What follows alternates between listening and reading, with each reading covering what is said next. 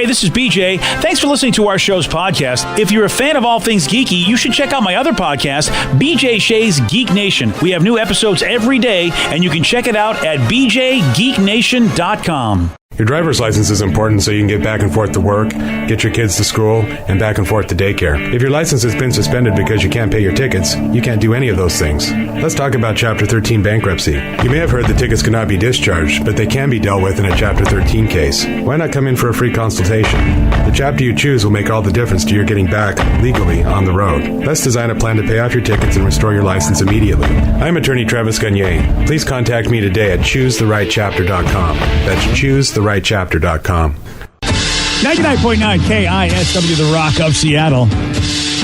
Last night on The Late Show, Charlize Theron and Seth Rogen hinted to James Corden that they may have done Molly to prepare for a scene in their new movie Long Shot where they have to act high. What's the trick to acting like you're high on Molly? I think every responsible actor does some research.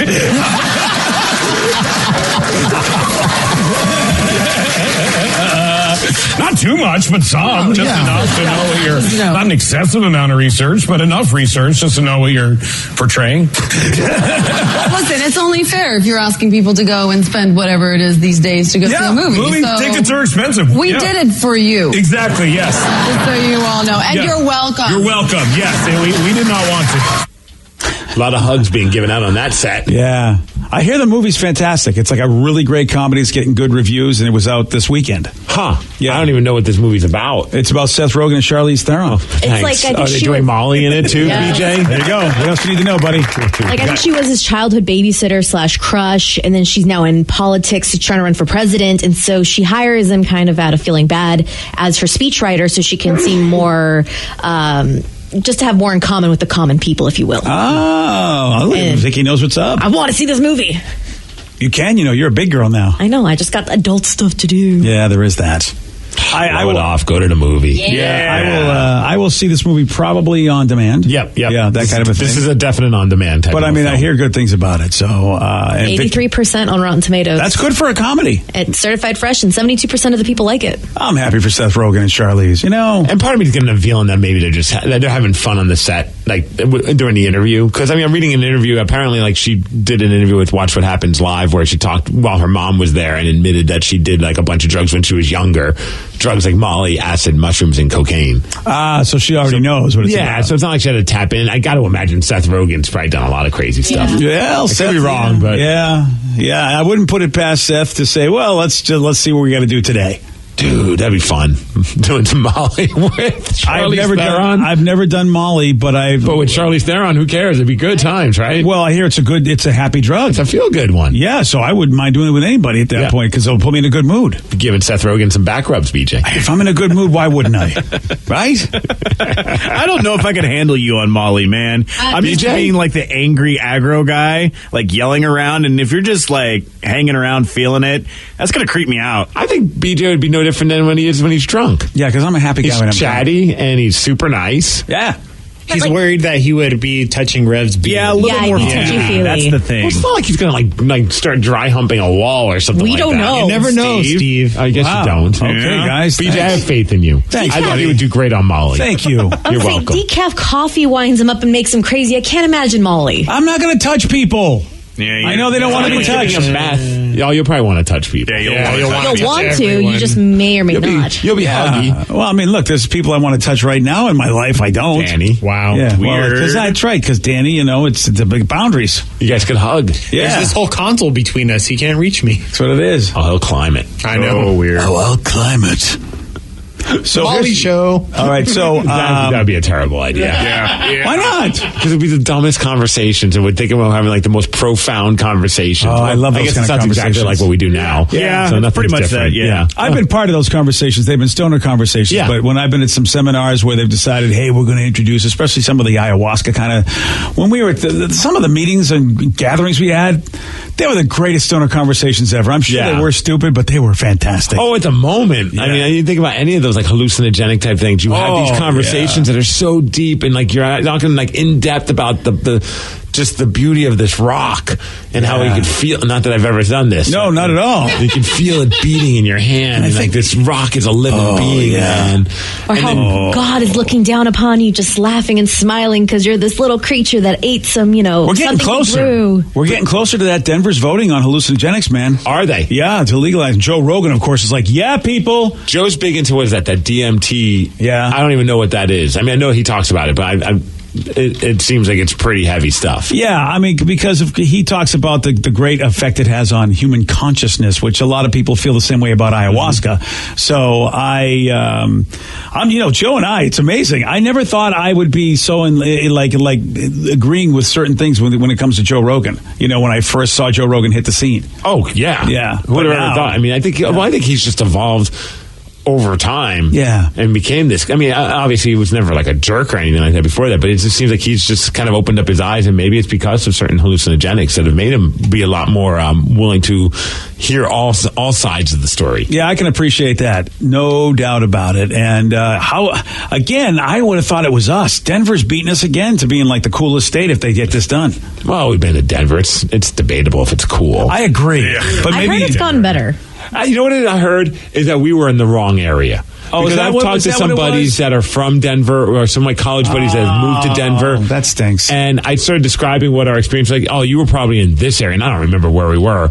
But then they start describing where they live and all the cool stuff, the breweries, this, that, and all this. And then, Danny's saying no. Well, here's the problem with Denver is I see what they're saying, but I feel like in Seattle everything's kind of close together. I mean, not in Denver, everything's spread out. So you have to drive 45 minutes to get to the cool area. And then they're like, but there's this restaurant on the other side of town that I want to take you to. It's another 45 minutes. The airport's an hour and a half away. The airport is an eternity away from the city. So it's cool. They have cool things there, but it just takes forever to get anywhere. Yeah, I'm not digging that. Yeah, I like things close. Another thing that was an issue when we went, I don't know if you guys remember, but it was literally like day 17 or 18 of a 23-day heat wave. Oh, yeah. People were pissed off. Yeah, everyone was really pissed, and it was every day was over 100 degrees. That's what I'm reading an article. It's like what makes Denver so great. And it's like they have like 300 days of sunshine.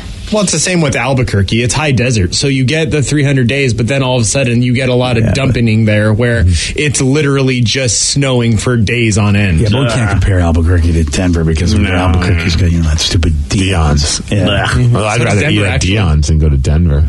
Whoa. The last time I went to Denver, I thought I was going to get shot. Like, I was legit in the middle of what was about to be a shooting. Yeah. And I just don't ever want to have to deal with that I don't blame you. Where I was just a couple of buddies, and then words were exchanged, and then this other guy had a gun in his back, and he was holding it, ready to pull it on us. Yeah, and thank God one of our buddies had a gift of gab and was able to talk things down. But I was like, I don't even barely know these guys. They're barely even buddies, and I'm about to get murdered. Yeah, exactly. Who needs that? Also, they have a Dion's in Denver now, too. Well, I'm staying away from there. I'm just saying. now they got gun toters and Dion's? Forget it, Denver. You're out.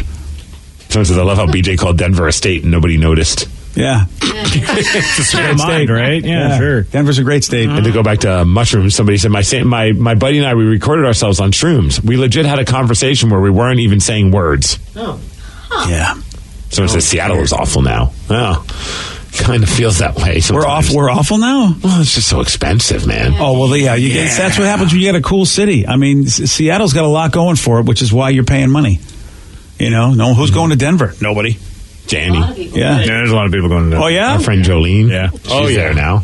Is Jolene in Denver now? Yes. Dude, she's been there for like a year. I bet it's affordable, that's why. Well, that's what a lot of the articles are saying that too. It's affordable, it's a cool like nerd city, it's good food city, according to all these articles. There's a lot of cheaper housing on the outskirts, and there's a lot more outskirts because once again, it's not so condensed. Yeah. Yeah, I don't want to go.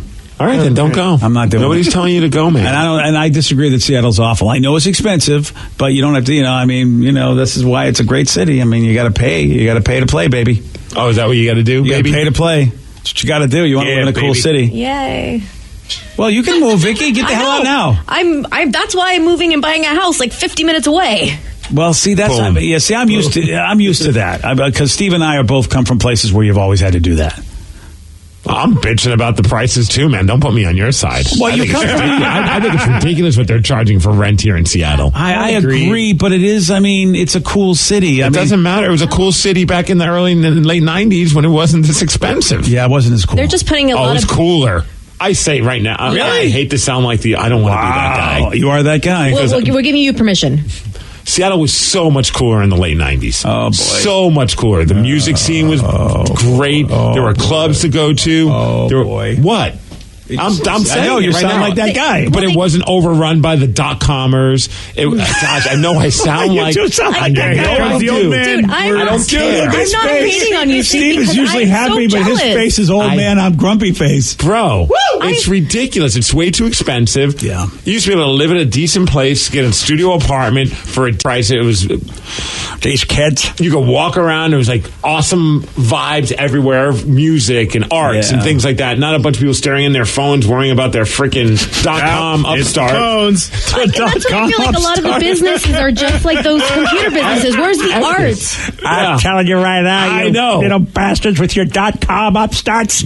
Now you got all these streets and cars everywhere where I used to love to live. I love that Vicky, by the way, is the oldest, youngest person I've ever seen in my life because she totally agrees I with was you. like the late 90s. I was like 9 years old, and I got to miss out, but I'd hear stories and see it on TV. I'm like, oh my God, I can't wait to grow up and live in Seattle one day. And when I did, I maybe caught the tail end of it, like when I started working in Seattle, but it never had that same feel that I saw on TV and that I kind of wanted. I was too young to experience it. Someone says, I agree with Steve. BJ, calm yourself down from Aaron and Tacoma. Another person says that's right. It's not the cost of Seattle, but the vibe of Seattle is gone. Steve's right. 90s were way better. Late 80s were awesome. I wish I was around here for the late 80s when all, like the Alice in Chains, the Mother Love Bones, were all first starting to play all these clubs. That would have been awesome. Whenever I talk to my buddy Jeff Rouse, and he shares some of the stories of just going to see these bands at like the Kent Skate Park or whatever, it's like, man. Yeah, but you know, I want to say this to people. This is what happens in humanity. When you're young and you experience something, it will never, ever be like that. But if you freeze yourself in that place, you're going to be miserable, not appreciating how life continues to go on. There's a lot to love about this city, even though you're right. It's a different vibe. I've been here 20 years. It's definitely a different vibe than when I first got here. But there's still a lot to love about this city. I'm not saying I don't hate Seattle, but I sure as hell loved it more back in the late 90s. Yeah, I see. I have a different experience because I wasn't the same age as you. I was older when I got here, and I feel like the city's gotten better in my mind. Traffic is worse. Well, I agree. That sucks. Everything. Yeah, but It's just too packed. And I do love Seattle. It's not that, actually, I do love living in Puyallup way more. I would rather. Newsflash: Steve hates Seattle. Right? I know. Tacoma reminds me a lot of like I love going to Tacoma right now because I think the vibe is better in Tacoma. Oh, so do I. Tacoma's amazing. Look now. at this, man. All the hate for Seattle. And, of course, I think Seattle does a lot to deserve it. I mean, they have really made it a miserable town for people who have a car. There's a lot of things that Seattle's done to make this city not Can't fun for afford people. to live here. I can't disagree there either. Well, I was going to say that's the problem for me is that it's there's no middle ground. There's not like a good, like if you make like minimum income and stuff like that, it's hard to get an apartment or anything here. Yeah. But you either have to be super rich or you have to be like super poor. And it's like there's no middle ground. Yeah, you know what, Danny, and that is a problem that I think a lot of folks feel in life in general. It's like the middle class folks and the lower middle class folks are getting effed. And it's cool, like, yeah, we have a really cool, .com scene. Like, we have all this technology here, but at the same time, everything. Where's the art going? Like, there's no art anymore. What? You know what? I don't want to hear about art. You know what? I don't even want to hear about the art. I want them to clean up all the crap that's going on, then put a bunch of fish on the damn, expressways. I don't care about art because we have so many other problems. Well, not necessarily. I'm not talking about art on the expressways. I'm talking about like what Steve was saying, like the vibe, just everyone out there just creating and having a good time and being cool to each other. And now everything's just because I think all the nerdy people in Seattle, and I mean we're nerdy people. We don't talk to each other. We don't want to like converse and connect and do all that. Oh yeah, well there's a social awkwardness that is a problem. I agree. And art's meant to be shared, man. All right, wow. Look at the hippies on the show. Yeah. Look at the old hippies. Who put something Someone says I miss Pioneer Square back in the day. Oh, yeah, the joint covers. Where you just pay one cover and you can go bounce around all the different bars, man. Yeah. It's yeah. Well, and $10 for 10 clubs. All the cool small clubs from Marty and Yelm. I don't really do a whole lot in the city, to be honest, anyway. Now that I think about it, it's not like I'm actually hanging in the city. I don't live in the city either. So I guess the area is what I love. How often are you just hopping around the streets of Seattle? I'm not really, I guess you guys... to your house on Mercer Island, man. Yeah. Well, I mean, it's conveniently located, buddy. I know. I'm very jealous of that part. Your commute. My commute's the best. I'm so jealous of your commute. I thought about selling the place and going to Alki, or I know I can get so much more for my money if I just sell the house and go somewhere else. But the commute, you just can't beat it. And I get apartment prices are of course going to go up. You're not going to have a studio or a one-bedroom apartment in Queen Anne for $700 anymore. But it just skyrocketed. It went from, you can afford this, but it's going to, you might be living check to check to now, unless you have 5 people crammed into this one little living quarters, you can't afford it. Yeah, you're right about that. The only thing that's really coming from a smaller city they do have a lot of art in Albuquerque. There's a good music scene and stuff like that. I will say there's not a lot to do there. It is cheaper, and all you hear from people there is, man, how can we progress this city? How can we make it better? Blah, blah, blah. And it's like, well, okay, you can't have one without the other. Exactly. That's the point of no return. If you start bringing in big companies, I get you, they got super stoked when Facebook was announced for Albuquerque, and it was like, okay, well, here we go. You never know what's going to happen that way either. And this city fought it. This city didn't want growth. I mean, this is why we don't have light rail, and now we're getting it because they had the opportunity. They built the bloody monorail in 61 or 62. It was there, and they stopped because they didn't want this city to be basically what it's become. And now it's a city that should have light rail that doesn't, but now we're way behind the curve. It was the premise of the movie Singles, man. Yeah, man. Just trying to get that monorail going. Yeah, couldn't get it done. Yeah. And you know why Albuquerque's just not going to be able to grow is that they continue to have Dion's. That's the real problem. Yeah, once you get rid of Dion's, watch that city grow. Just level you guys those have places. Dion's years and be like, this is the best thing I've ever That's had. what I'm going to hate. That's why I never want to try Dion's, because I might like it. But I'm with, dude, every time I complain, I think about the people who would complain when I was moving out here in the in the 90s. Oh, yeah. And hearing them being like, it's not how it used to be. And I'm like, gosh, you old farts. Yeah. So I know You're that guy. I know I am. Yeah. That's why I enjoy it. I kind of want to go back in time and apologize to those guys. Oh, now you want to. I get it. I get how you miss what you had. But you're the problem. They're not going to take your apology. You ruined their place. It's Chuck and Amazon. That's his problem. Oh, it's Chuck and Amazon that did it. Okay. And everyone there. Yeah. I don't know who Chuck is. Yeah. And apologies if there's a guy named Chuck thinks I'm really blaming it all on him. How happy do you think anybody from Microsoft is that people are blaming Amazon? Because years ago they were blaming Microsoft for the problem. Well, at least Microsoft stayed in Redmond. Man. Oh, they moved to Bellevue, too. That's fine. They spread to Bellevue, too, buddy. All right. He's coming to the Paramount Theater later this month. You know him from The Office. Big fan of The Rock, too, as a matter of fact. Yes. Grew up listening to The Rock. Seattle's own Rainn Wilson joins us at 8:17 on The Rock. BJ and Migs, mornings on The Rock, 99.9 KISW. 99.9 KISW, The Rock of Seattle. BJ, it's always great having our next guest on. He's coming back. He's going to be at the Paramount Theater on May 30th. Please welcome to the show one of Seattle's best, Rainn Wilson. Welcome back to the show, Rainn. Hey, guys. Thanks for having me. Oh, hey, listen, we're glad to have you for a lot of reasons, of course. One of them is that you're bringing a great show to town. You're bringing some of my favorite performers who I would never think would be in the same venue, and yet you're throwing them all in there. That is pretty eclectic and awesome. Yeah, and it's all for a great cause. I've been a board member of the Mona Foundation, which is out in Bellevue, but it works around the world. And it's their 20th anniversary, so it's a big celebration. It's a fundraiser, but mostly a big celebration for them. So some really exciting guests. Yeah, Rainn, and I'll tell you, man, the Mona Foundation, the idea that you're basically giving everybody an equal shot at education and is in places around the world where they don't nearly have enough of what we've got over here. How can you argue with a cause like that? I know, by the way, is this Steve or BJ? This is BJ, and I'm Steve. There you go. Okay, so BJ sounds like a drunk old hound dog. Really, Steve sounds like a relatively normal, albeit emasculated male. You've really targeted the show. This is exactly what, if we were having meetings, that's exactly what they would put down. It's probably the first time that the word emasculated has been used on KISW. Yeah, I think you might be right about that. Yeah, listen, going back to a very serious topic here, BJ. Yes, of course. When I think back on my life, I wouldn't be where I am today. I wouldn't if I didn't have the education that I had. I had some amazing teachers along the way. I had some great schooling, including the University of Washington, and I was so lucky. And it opened so many doors for me, the fact that I had this access to education. And around the world, this is a big issue. So for me, it's the number one thing to support. It's not giving handouts. It's not giving people free stuff. It's giving them an opportunity to learn and change their own environment.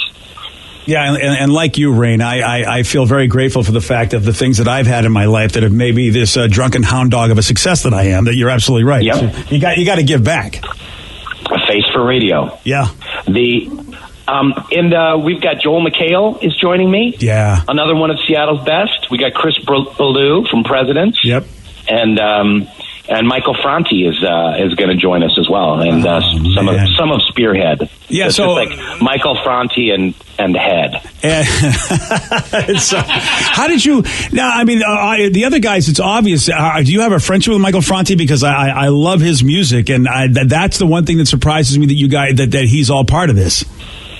Yeah, I met him and his wife at this event in Bend, Oregon. Again, doing a fundraiser. It was some kind of, I forget what it was. It was a nonprofit day for women's rights and women's education, girls' education.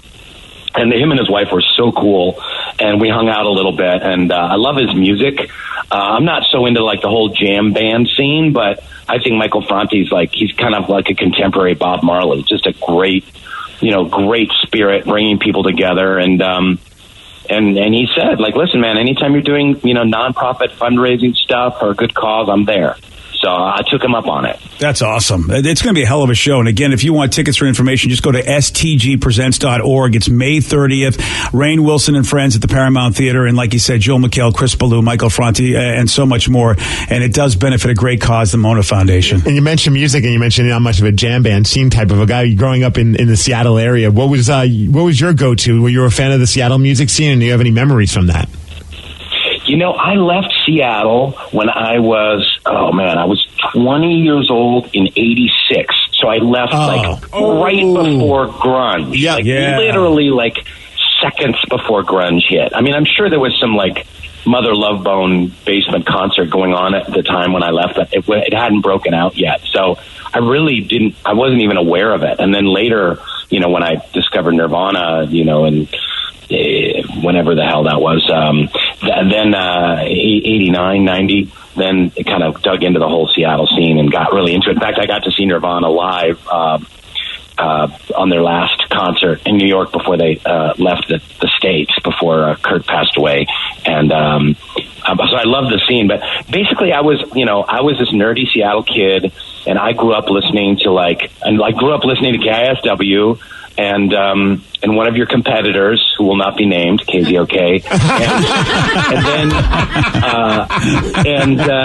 I loved classic rock. And then for me, my world exploded when I discovered punk and new wave stuff. And so then I got really into the Clash and the Police and Elvis Costello and X and a lot of other great bands coming out in the early 80s.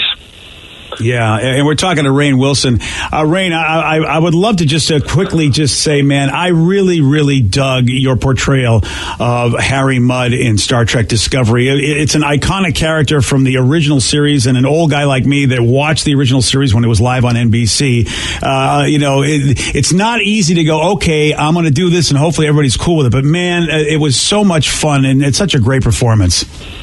Oh, thanks, man. It was a dream come true. I mean, I grew up when I was a little kid in Olympia, Washington. I would get home from school, and Star Trek would be on at 4 p.m., syndicated, and be on the weekends. I watched all of those episodes of the original series at least 3 times.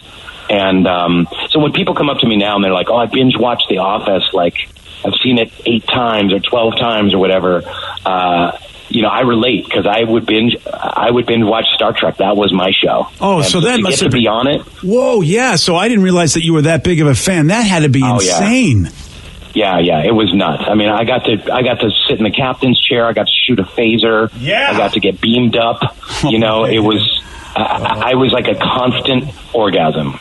Yeah, I am so jealous of you right now, Rain. Oh man, that's awesome. Oh, see, I'm jealous of Rain for different reasons because I saw the videos of you. I think it was last season partying with the Seahawks in the locker room. How great was that? Unbelievable. I know. It's, you know, I'm so lucky. It's just nuts. Yeah, I was shooting in London and they were playing one of the London games and then I was just hanging out in the hallway, like watching them file in and then I don't know who it was. Some guy's like, "Dude, it's Dwight," and they dragged me into the locker room. Like, come in here. And I'd met Pete Carroll before, and he was like, and I got to do a little pep talk for them and stuff like that, and it was a great game, and so it was awesome. Who was your favorite Seahawk to spend time with when you were there? I don't know. Doug Baldwin. You know, I didn't spend time with him, but I got to shake his hand, give him a high five, and he's a hero, man. I hope he can do another season. Yeah, and he's such a good dude. That's a guy who's very, very articulate that somehow was able to give a message that a lot of people in the NFL wanted to give, but he did it in such a way that just seemed to be, it seemed to be unifying more than anything else. Yeah. He's a good dude. He is, totally. So May 30th is where Rainn Wilson is getting together at the Paramount Theater with some friends of his, Joel McHale, Chris Ballou, Michael Franti. This is going to be a heck of a show. It's a benefit for the Mona Foundation, which is in Bellevue. They do a lot of great work around the world, making sure that the right people get education and not just one set of people. It's like equal education for everybody. And if you go, even if you go to the Mona Foundation and watch some of their videos, it's pretty touching how lives are changed by folks that you go, wow, I didn't realize not everybody had those things. I just think things you take for granted. And it is a great cause, and it's their 20th anniversary. And you've been with them for about 10 years, from what I understand, Rainn. Yep, yeah, I've been working with them for like 10 years, fundraising, helping an administration, stuff like that. So it's going to be a fun show. It's going to be a fun Seattle show. Joel McHale's from Seattle. He actually was at University of Washington. We were there around the same time, and he was a tight end on the Huskies. God, I forgot that about Joel because I only know him with that massively long hair of his when he was on Almost Live back in the day. That's the only way I remember Joel. That's right. Yeah, and he went to the actors training program at UW, and now stand up and the show Community and Talk Soup and everything else. He's just a great guy, super great guy. And Rainn, I was as I was looking at your bio, I didn't realize that Galaxy Quest was your first movie. Usually when someone does a movie and it's their first movie, maybe there's a couple of people in it, but man, that movie had so many people in it that have gone on to do so many great things.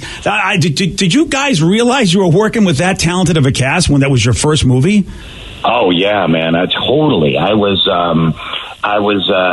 there with Sigourney Weaver and Alan Rickman and Sam Rockwell and Tim Allen, and in my first scene I couldn't remember my lines because I was so intimidated by this, all of these superstars standing right behind me, and I was so freaked out. I was sweating from head to toe. It was nuts. Oh, yeah. But what a great first. And my second film was that same summer. I shot the little part in Almost Famous, so I got to do Galaxy Quest and Almost Famous both in 1999, 2000. And that was a great 1-2 punch. Yeah, that surely was, man. Wow, it's been a good career. Good for you. It's been a good career. Good on you. Oh, so far so good. Onwards and upwards. Yeah. And now when you do this thing, Rainn, are you just going to be like an MC? Do you got some? Because I don't know you. I don't know if you've done stand up comedy or whatever. What are you going to be doing, or do you know? Yeah, no, I'm no good at the stand-up comedy, but I'll just MC and make a fool of myself and give some high fives to the audience and just try and make it as fun and uplifting as possible, and talk a little bit about some of the issues that Mona Foundation is dealing with, and about education and the importance of it, and just try and enlist some folks to get behind it. Yeah, it is a great cause. And again, Rainn Wilson going to be at the Paramount Theater with Joel McHale, Chris Ballou, Michael Franti, and a lot more. STGpresents.org is where you can go. Rainn, can I ask you a dumb question?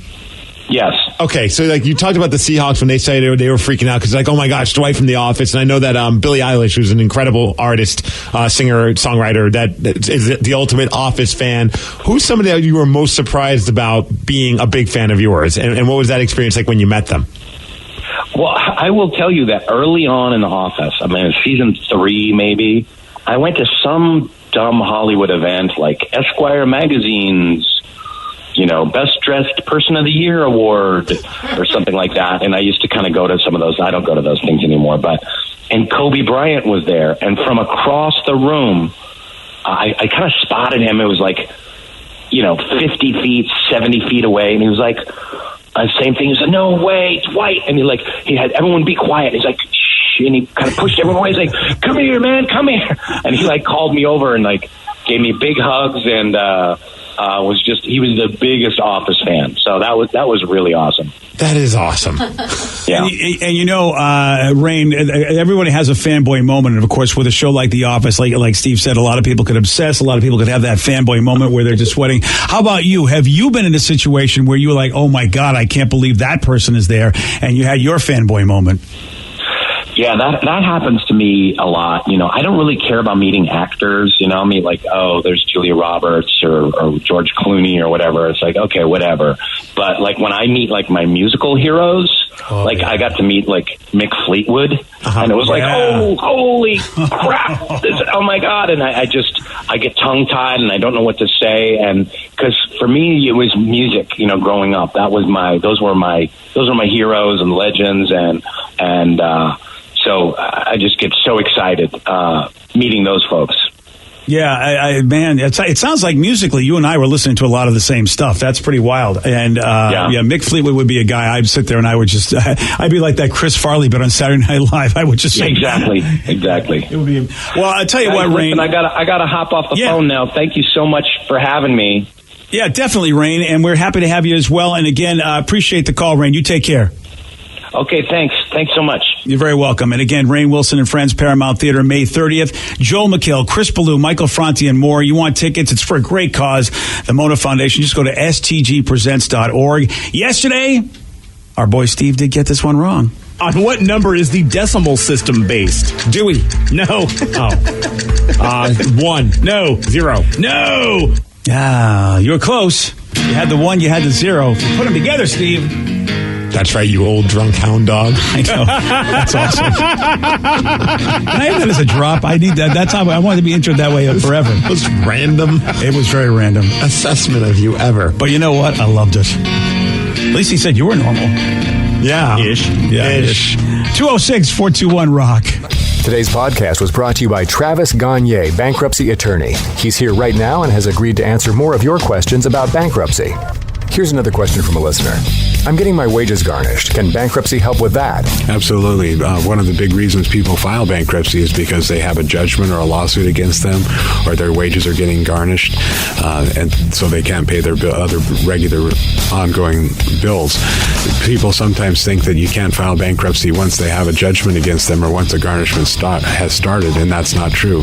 Filing bankruptcy will immediately stop any garnishment that you have going, except for child support, and stop your creditors from continuing on with garnishments of your bank accounts, your wages, and in most cases will discharge that liability through the bankruptcy process. And we can file a bankruptcy case for you usually the day you come in. Thanks, Travis. If you have more questions about bankruptcy, you can reach out to Travis anytime at choosetherightchapter.com. That's choosetherightchapter.com. Thanks for listening.